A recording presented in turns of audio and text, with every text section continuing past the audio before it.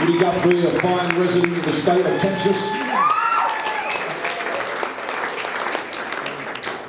And yeah, why didn't I follow up Mermaid Avenue? What was I so distracted by? I was distracted by the rise of a far-right political party in my country called the British National Party. You can define their politics by the fact that they were led by a man who questioned the veracity of the Holocaust. They were that kind of party. And someone like myself, who's was politicised by Rock Against Racism, I'm always going to go after those guys. So I don't really care what So I made an album, England Arc English, that talked about the politics of identity, and but the good news is that although they'd taken root in my hometown, we in the last election they failed to win any more seats and take over the local council, and they lost every single seat they had as well. We run them out of town, so I'm proud of that. I'm proud of that. But these people never go away. They're busted flush now, but they never go away, and each generation has to find a way to fight against the racists, the sexists, the homophobes, those who will divide us. And we do that by working together and remembering that it's our culture really that saves us and allows us to cross borders, cross genders, cross politics. It's very, very important. And there is a song on the new album, Straight Off of the Streets of Barking, that looks at this issue, how to deal with people who come knocking on your doors trying to divide you against your neighbours when the mainstream political parties seem to have let you down. And this song is called There Will Be a Reckoning.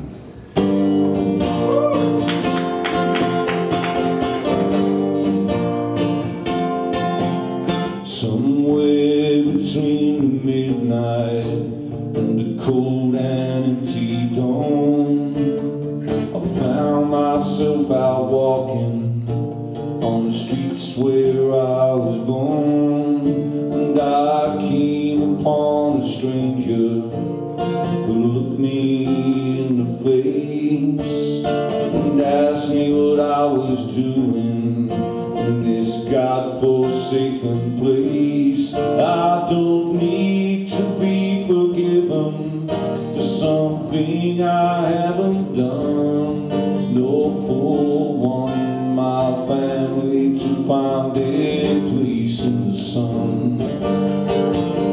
If you keep this pressure on, just don't be surprised if I can't summon up my dignity while you're roughing up my pride.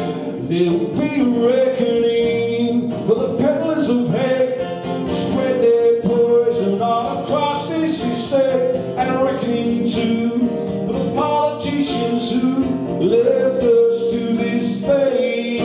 There will be a reckoning.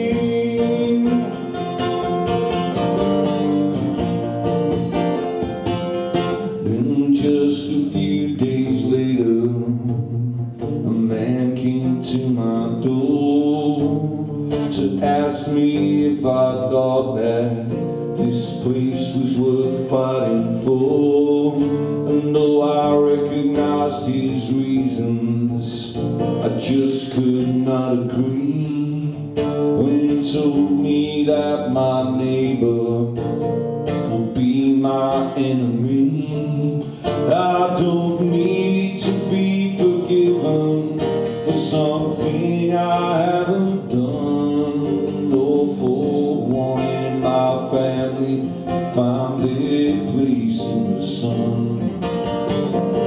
If you keep this pressure on, just don't be surprised if I can't summon up my dignity while you're roughing up my pride.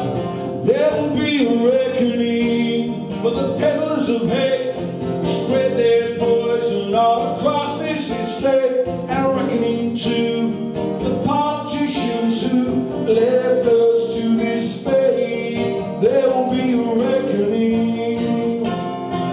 There will be a reckoning. There will be a reckoning. There will be a reckoning.